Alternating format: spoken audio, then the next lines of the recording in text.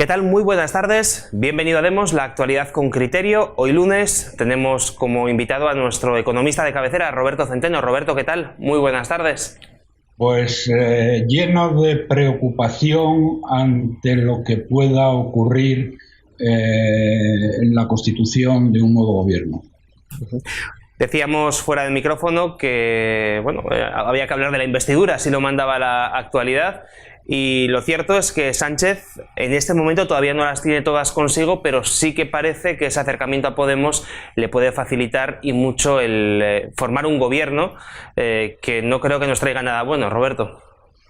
Bueno, efectivamente, no es que le puede facilitar. Si llega a este acuerdo con Podemos, los separatistas harían un nihil obstat, es decir, se abstendrían del tema, con lo cual tendría mayoría. Pero fíjense, señoras y señores,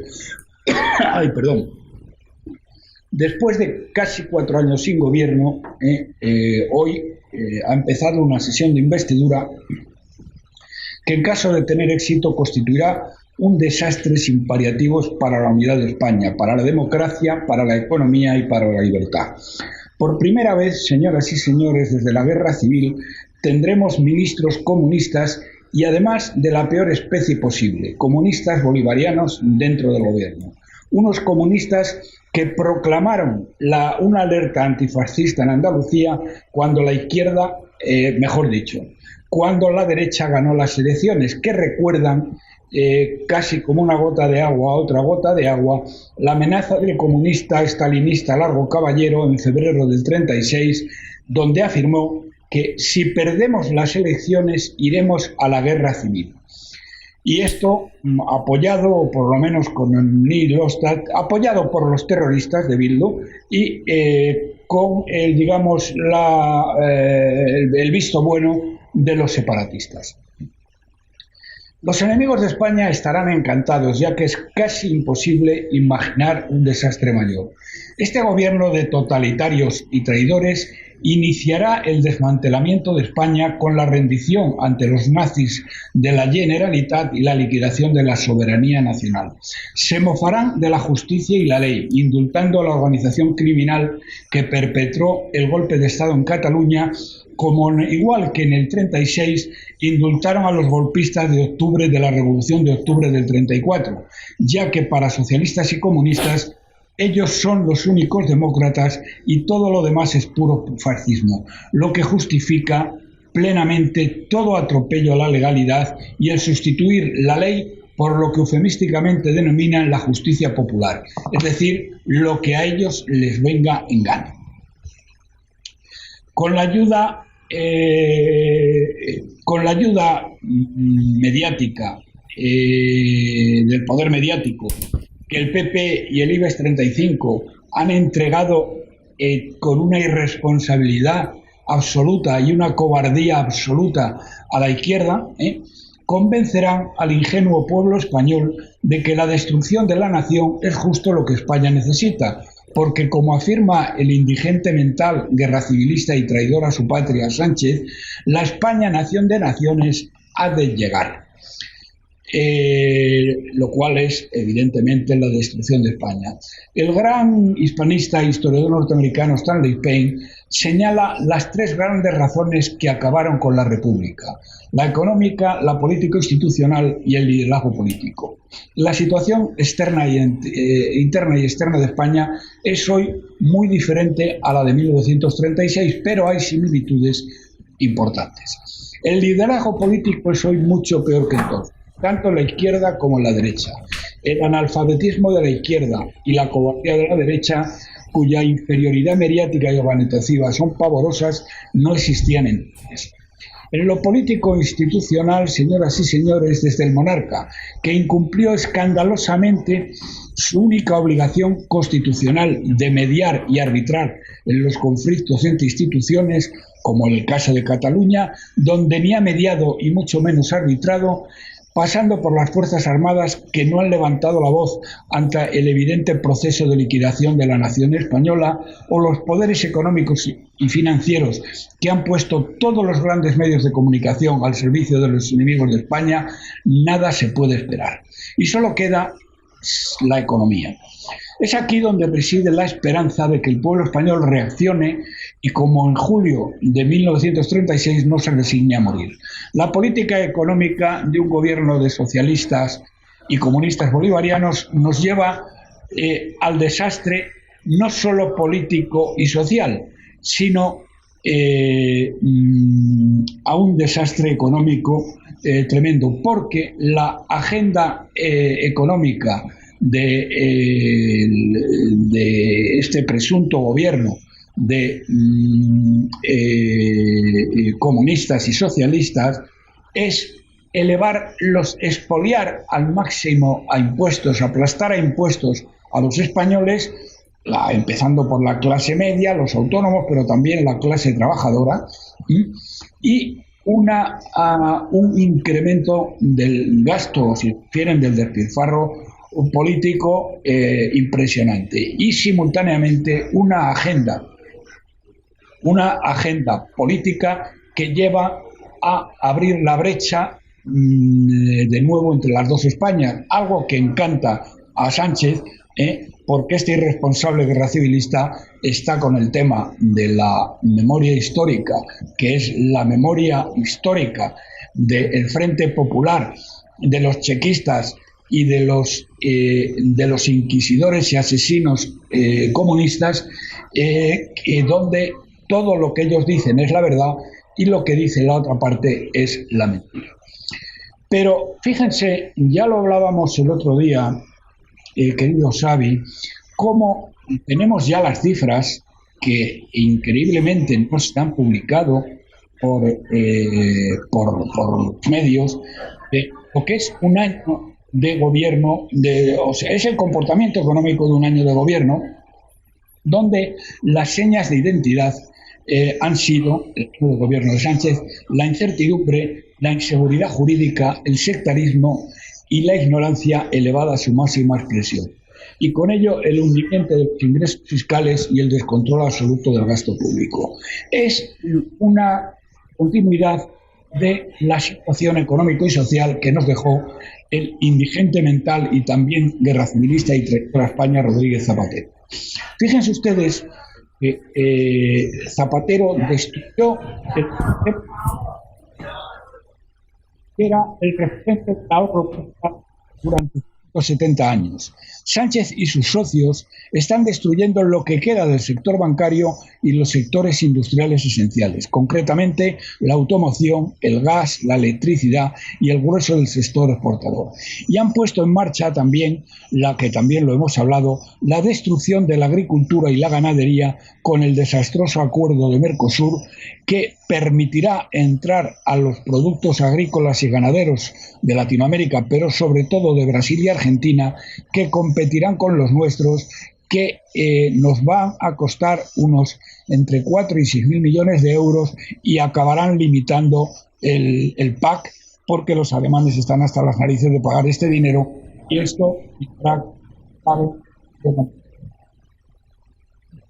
Fíjate, Roberto, hablabas de muchas cosas en esta exposición que has hecho sobre este posible futuro gobierno, y hay una parte en la que quiero incidir, que es la parte catalana, porque lo cierto es que dentro de muy poquito vamos a tener la sentencia del juicio del procés, y a mí me gustaría saber si finalmente se forma un gobierno con ministros a favor del derecho de autodeterminación, cómo se va a gestionar una crisis así por parte del gobierno, porque pueden volver las turbas a las calles, puede haber otro 1 de octubre, y en un caso como ese me gustaría saber el gobierno qué haría con gente dentro que apoya la autodeterminación. Bueno, te lo he dicho antes, Estos señores hacen caso omiso, como lo hicieron a partir de febrero del 36, hacen caso omiso absoluto de la ley, y por lo tanto lo primero que harían era indultar a esta organización criminal. Eso para empezar. Para seguir, ellos tratarían, creo, en un primer approach, de darles a los nazis de la Generalitat todo lo que quisieran. Fíjate que hay una cosa que no se comenta, mejor dicho, se comenta todos los días, pero no se extraen las consecuencias de ello. Es decir, ¿cómo se van a realizar, con qué garantías se puede realizar un referéndum en Cataluña donde los nazis de la Generalitat han implantado un auténtico régimen de terror y de persecución a todos los que no piensan como ellos? A todos los niveles, a los niveles profesionales, a los colegios, donde ya se espía hasta a los niños y a los profesores para que no hablen español. Es decir, la situación de totalitarismo, de racismo que hay en Cataluña es que impide total y absolutamente el que se celebre cualquier referéndum, que por otra parte eso no tiene ninguna base legal, es anticonstitucional y desde luego no sucedería en ningún país del planeta. Yo no sé lo que va a suceder aquí, pero vamos, lo que sí es seguro es que en una primera fase van a indultar a toda esta organización criminal. Lo que pase después ya depende más, fíjate, querido Xavi, de cómo evolucione la economía. Porque claro, es que la economía se está cayendo. Fíjate que la inversión extranjera, como consecuencia de la incertidumbre y la seguridad jurídica, ha caído en 15.700 millones desde que Sánchez llegó al poder, que es un desplome del 77,7%, que es una barbaridad. La deuda del Estado en circulación creció en 53.000 millones entre junio y junio, es decir, entre junio del 2018 y junio del 2019. Y esto es un 51,4% más que los 12 meses anteriores a junio del 2018, es decir, de junio 2017 a junio 2018. Esto es una barbaridad que solo se mantiene por la compra ilimitada de deuda a interés cero del Banco Central Europeo, pero que va a ser la ruina de las generaciones futuras durante los próximos 50 años. España tiene ya ahora mismo el mayor déficit estructural de la zona euro, con un 3,2%. Y aunque la gente no lo conoce, déficit estructural y deuda son una combinación absolutamente letal que pone en riesgo toda la solvencia del Estado. Por otro lado, la caída del crecimiento y del empleo, a pesar de las mentiras oficiales, ya es imparable. Hoy hemos sabido, por ejemplo, que la creación de empresas en el segundo trimestre de este año ha caído en un 4,2%. Pero es que hay dos indicadores del inmediato futuro que se llaman los PMIs. Los PMIs son los índices son unos índices de distintos sectores que se calculan con las encuestas que se hacen a los propios empresarios. El PMI son las siglas en inglés y corresponden a el índice de los